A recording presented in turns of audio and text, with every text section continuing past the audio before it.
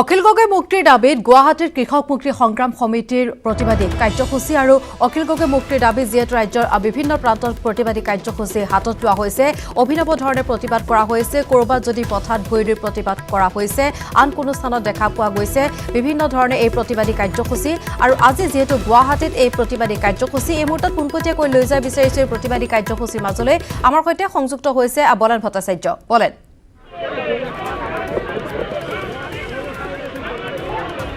নিশ্চয়কৈ এই মুহূৰ্তত আমি দেখিবলৈ চেষ্টা কৰিম যে কৃষক মুক্তি সংগ্ৰাম সমিতিৰ নেতা অখিল গগৈক মুক্তিৰ দাবীত দেখিব পোৱা গৈছে ৰাজপথত চানমাৰি এই ধৰণৰ প্ৰতিবাদী কাৰ্যসূচী ৰূপায়ণ কৰিছে দেখিব পোৱা গৈছে যে অখিল গগৈক অতি শীঘ্ৰে মুক্তি দিয়াৰ দাবী উত্থাপন কৰা হৈছে কাৰণ অখিল গগৈৰ বিৰুদ্ধে প্ৰথম অৱস্থাৰ পৰাই কেইবাটাও গোচৰ ৰুজু কৰা হৈছে আৰু তাৰ পিছত অখিল গগৈক শেহতীয়াকৈ যদিও বা কেইবাটাও গোচৰত জামিন লাভ কৰিছে কিন্তু তাৰ বিপৰীতে কিন্তু এই মূৰত CBIত থকা যিটো মূল গোচৰ সেই গোচৰত এই মূৰলৈকে মুক্তি জামিন পোৱা নাই আৰু যাৰ কাৰণে দেখিব পোৱা গৈছে যে বিভিন্ন স্থানত এই প্ৰতিবাদী কাৰ্যসূচী ৰূপায়ণ হৈ আছে আৰু সকলোৰে এটাই দাবী যে কৃষক মুক্তি সংগ্ৰাম সমিতিৰ যিসকল সদস্য নেতৃবৃন্দ সকলোৰে দাবী যে অতি শীঘ্ৰে কৃষক মুক্তি সংগ্ৰাম সমিতিৰ নেতাগৰাকীক মুক্তি দিয়াৰ দাবী উত্থাপন কৰিছে আৰু শেহতীয়াকৈ কোভিড আক্ৰান্ত হৈ থকা অখিল গগৈক যি কাৰাবন্দী বা যি ধৰণৰ এটা ষড়যন্ত্ৰমূলকভাৱে এই ব্যৱস্থাৰ অধীনত ৰখা হৈছে তাৰ অচিৰেই চৰকাৰৰ বিৰুদ্ধে দাবী উত্থাপন কৰি এই প্ৰতিবাদী কাৰ্যসূচী ৰূপায়ণ কৰিছে পোনে পোনে জানিব বিচাৰিম দীৰ্ঘ সময় ধৰি এটাৰ পিছত আনটোকৈ গোচৰত অখিল গগৈৰ বিৰুদ্ধে জাপি দিয়া হৈছে আৰু তাৰ পিছত এই ধৰণৰ কাৰ্যসূচী আমি প্ৰথমে আজিৰ প্ৰতিবাদৰ ভাষা জানিব বিচাৰিম এই বিজেপি চৰকাৰখনে সম্পূৰ্ণ নিকৃষ্টভাৱে ষড়যন্ত্ৰ কৰি অখিল গগৈৰ বিৰুদ্ধে ভুৱা আৰু মনে সজা গোচৰ কিছুমান লগাই মানুহটোক কেৱল অসমীয়া জাতিৰ পক্ষত মাত মতাৰ কাৰণে অসমবাসীৰ কাৰণে মাত মতাৰ কাৰণে যোৱা 8 মাহ ধৰি জেলত আবদ্ধ কৰি থৈ দিছে ই আমাৰ ভাৰতীয় গণতন্ত্ৰৰ কাৰণে অতি বিপদজনক কথা যে একজন মানুহক বিনা দুখত ভুৱা গোচৰত 8 মাহকৈ সময় জেলত ৰাখি থোৱাটো এটা ভীষণ অন্যায় কথা আৰু আমি ক'ব বিচাৰিছোঁ যে যি জাতিধ্বংসী কা আইনৰ কাৰণে অসমৰ সৰ্বস্তৰৰ সকলো ৰাইজ ৰাজপথত ওলাই আহিছিলে এই সকলো ৰাইজৰ দাবী এতিয়াও মীমাংসা হোৱা নাই সকলো ৰাইজৰ দাবী এতিয়াও পূৰণ হোৱা নাই চৰকাৰখনে কা বাতিল কৰিব লাগিব আৰু আমি দেখিছোঁ যে চৰকাৰে সম্পূৰ্ণ দমনমূলক নীতি লৈছে যে প্ৰতিবাদকাৰীসকলে বিজেপি চৰকাৰৰ বিৰুদ্ধে যিয়ে প্ৰতিবাদ কৰে তেওঁলোকক কৰোণা আইনৰ দোহাই দিয়ে তেওঁলোকক এনেকৈ বন্দী কৰা হয় আপোনালোকে দেখিবলৈ পাইছে ইতিমধ্যে পুলিচৰ মানুহ আহি পাইছে তেওঁলোকে কোনো পধ্যেই যেন আমাক প্ৰতিবাদ কৰিবলৈ নিদিয়ে আৰু আমাৰ এই প্ৰতিবাদ কা আইন বাতিল নোহোৱালৈকে আৰু অখিল গগৈক কাৰাৰুদ্ধ কৰি মুক্ত কৰি নিদিয়ালৈকে চলি থাকিব ধন্যবাদ জনাইছোঁ আমি দৃশ্যাংশ এই মুহূৰ্তত দেখুৱাবলৈ চেষ্টা কৰিম কাৰণ যি প্ৰতিবাদী কাৰ্যসূচী ৰূপায়ণ কৰিছে একে সময়তে দেখিবলৈ পোৱা গৈছে যে এই যিসকল প্ৰতিবাদ কৰিছে প্ৰতিবাদকাৰীক এই মুহূৰ্তত আটক কৰা বুলি আৰক্ষীৰ তৰফৰ পৰা তেখেতক অৱগত কৰাইছে আমাক বোলে এৰেষ্ট কৰা হৈছে অখিল গগৈক মুক্তি দিয়ক জয় অসম জয় দেখুৱাইছোঁ যে প্ৰতিবাদী কাৰ্যসূচী ৰূপায়ণ কৰাৰ লগতে লগে লগে এই ধৰণৰ আৰক্ষী উপস্থিত হৈছে মাত্ৰ কেইটামান মুহূৰ্তৰ পূৰ্বে আপোনাৰ প্ৰতিবাদী কাৰ্যসূচী ৰূপায়ণ কৰিছে সামাজিক দূৰত্ব মনা হৈছিলে আৰু তাৰ পিছত আৰক্ষীয়ে এই ধৰণৰ জোৰ জুলুমটো উঠাবলৈ চেষ্টা কৰিছে এই চৰকাৰখনে গণতন্ত্ৰৰ কণ্ঠ ৰুদ্ধ কৰিব বিচাৰিছে তেওঁলোকে গণতান্ত্ৰিক প্ৰতিবাদ কৰি দিয়াৰ যি পৰিৱেশ এই পৰিৱেশো তেওঁলোকে আচলতে ৰাইজক দিব বিচৰা নাই বিজেপিয়ে য'ত তেওঁলোকৰ ভাৰ্চুৱেল ৰেলী তেওঁলোকৰ চৰকাৰী কাৰ্যসূচী তেওঁলোকৰ দলীয় কাৰ্যসূচী সকলোবোৰ চলাই আছে সেই সময়ত জনতাৰ যি দাবী এই দাবীক ৰাইজৰ মাজলৈকে নিয়াৰ ক্ষেত্ৰত চৰকাৰখনে বাধাৰ সৃষ্টি কৰিছে এই চৰকাৰ সম্পূৰ্ণৰূপে অগণতান্ত্ৰিক আৰু তেওঁলোকে সম্পূৰ্ণ প্ৰতিবাদকাৰী প্ৰায় 20গৰাকীও অধিক প্ৰতিবাদকাৰী প্ৰতিবাদী কাৰ্যসূচী ৰূপায়ণ কৰিছিলে অখিল গগৈৰ পোষ্টাৰ হাতত লৈ এই ধৰণৰ অখিল গগৈক অতি শীঘ্ৰে মুক্তি দিয়াৰ দাবী উত্থাপন কৰি তেখেতসকলে কাৰ্যসূচী ৰূপায়ণ কৰিছিলে আৰু সেই কাৰ্যসূচী কৰি থকাৰ সময়তে এই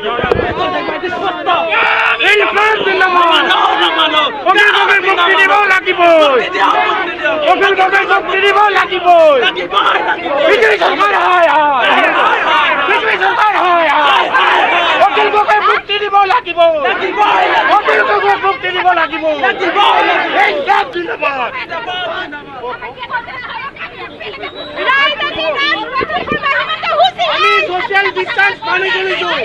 আমি সৰকাৰেৰ গোটেখিনি আইন মানি চলিছো তথাপিও আমাক এৰেষ্ট কৰিছে নিশ্চয়কৈ এইদৰে আমি দেখিবলৈ পাইছোঁ যে চানমাৰীত যিসকলে প্ৰতিবাদী কাৰ্যসূচী ৰূপায়ণ কৰিছিলে কৃষক মুক্তি সংগ্ৰাম সমিতিৰ সদস্য সেইসকলে সাব্যস্ত কৰি থকাৰ সময়তে এই ধৰণৰ আৰক্ষীৰ অকাবাধা কৰি এইসকল প্ৰতিবাদকাৰীক এই মুহূৰ্তত দেখিব পোৱা গৈছে তেখেতসকলক আটক কৰা হৈছে আৰু তেখেতসকলক নিৰ্দিষ্ট স্থানলৈ লৈ যাব হৈছে মুঠৰ ওপৰত ক'ব পাৰি যে ৰাজ্যৰ বিভিন্ন স্থানত এই ধৰণৰ কাৰ্যসূচী চৰকাৰৰ যি ধৰণৰ স্থিতি সেই ভূমিকা বা অখিল গগৈক যি ধৰণৰ পৰ্যায়ত এটাৰ পিছত আনটোকৈ গোচৰ জাপি দি যি ধৰণৰ এটা ষড়যন্ত্ৰমূলকভাৱে আটক কৰি ৰখা হৈছে বা অভিযোগ উত্থাপন কৰি আহিছে প্ৰতিবাদকাৰীসকলে আৰু তাৰ কাৰণে এই ধৰণৰ দেখিব পোৱা গৈছে যে কাৰ্যসূচী ইতিমধ্যে ৰাজ্যৰ বিভিন্ন প্ৰান্তত অব্যাহত আছে কাৰ্যসূচী আমি দেখিবলৈ পাইছোঁ দুদিন পূৰ্বে অখিল গগৈক মুক্তি দিব লাগিবই আৰু এইখন চৰকাৰ নিশ্চয়কৈ একে সময়তে এফালে প্ৰতিবাদ আৰু আনফালে তেখেতসকলক হুংকাৰ প্ৰদান কৰিছে যে ভাৰতীয় জনতা পাৰ্টীৰ বিৰুদ্ধে সৰব হৈ পৰিছে আৰু তেখেতসকলে এই ধৰণৰ কাৰ্যসূচী গ্ৰহণ কৰা দেখিব পোৱা গৈছিলে কিছু সময় পূৰ্বে মাথোন প্ৰায় 15 মিনিট পূৰ্বে তেখেতসকলে চানমাৰীস্থিত এই স্থানত তেখেতসকলে প্ৰতিবাদী কাৰ্যসূচী ৰূপায়ণ কৰিবলৈ আহিছিলে প্ৰায় 20ৰো অধিক প্ৰতিবাদকাৰী আৰু তেনে অৱস্থাতে এই মুহূৰ্তত সেইসকল প্ৰতিবাদকাৰীক আটক কৰা হৈছে আৰু আটক কৰি তেখেতসকলক সম্ভৱতঃ চানমাৰী থানালৈকে তেখেতসকলক লৈ যোৱা হ'ব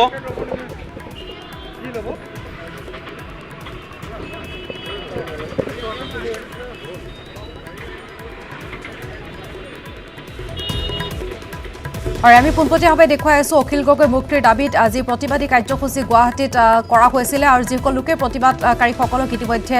লৈ গৈছে আৰক্ষীৰ লোকে তেওঁলোকক আটক কৰি বলেন আমাক দেখুৱাই আছে পোনপটীয়াভাৱে বলেন ইতিমধ্যে আপুনি উল্লেখ কৰিছে যে সামাজিক দূৰত্ব হওক বা মাস্ক পৰিধান কৰা হওক সকলো নীতি নিয়ম মানি তেওঁ প্ৰতিবাদকাৰীসকলে প্ৰতিবাদ কৰি আছিল তাৰপিছতো তেওঁলোকক কেনেদৰে আৰক্ষীয়ে আটক কৰি লৈ যোৱা ঘটনাত তেওঁলোকে উদ্বেগ ব্যক্ত কৰিছে প্ৰতিবাদকাৰীসকলৰ সৈতে যিহেতু আপুনি কথা পাতি আছে গতিকে আপোনাৰ পৰা এই সন্দৰ্ভত জানিব বিচাৰিম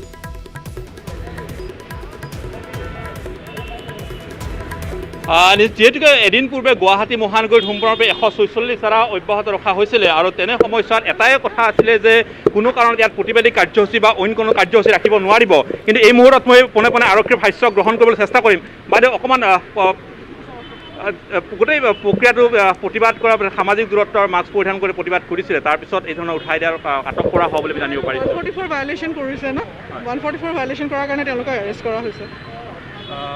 অনুমতি কোনো ধৰণৰ তেখেতক লোৱা নাছিলে পূৰ্বে অনুমতি নাছিলে এডমিনিষ্ট্ৰেশ্যনৰ পৰা একো অনুমতি নাছিলে সেইকাৰণে আমি তেওঁলোকক এৰেষ্ট কৰা হৈছে নিশ্চিতভাৱে কাৰণ যোৱাকালিৰ পৰা ইতিমধ্যে 146 ধাৰা জাৰি কৰা হৈছিলে গুৱাহাটীৰ প্ৰতিটো প্ৰান্তত আৰু তেনে সময়ছোৱাত কোনো লোক এই ধৰণৰ কাৰ্যসূচী গ্ৰহণ কৰিলে তাৰ বিৰুদ্ধে ব্যৱস্থা গ্ৰহণ কৰা হ'ব বুলি ইতিমধ্যে প্ৰকাশ কৰা হৈছিলে এক বিজ্ঞপ্তিযোগে আৰু তাৰপিছত আজি কৃষক মুক্তি সংগ্ৰাম সমিতিয়ে গ্ৰহণ কৰা এই ধৰণৰ প্ৰতিবাদী কাৰ্যসূচী প্ৰশাসনৰ কোনো অনুমতিহীনভাৱে গ্ৰহণ কৰা এই কাৰ্যসূচীৰ বিৰুদ্ধে ততাতৈয়াকৈ আৰক্ষী ঘটনাস্থলীত উপস্থিত হোৱাৰ পিছতে এই আটাইকেইগৰাকী সদস্য তথা কৃষক মুক্তি সংগ্ৰাম সমিতিৰ নেতা অখিল গগৈক মুক্তিৰ দাবীত যি ধৰণৰ কাৰ্যসূচী বলেন এই মুহূৰ্তত আপোনাক ধন্যবাদ জনাইছোঁ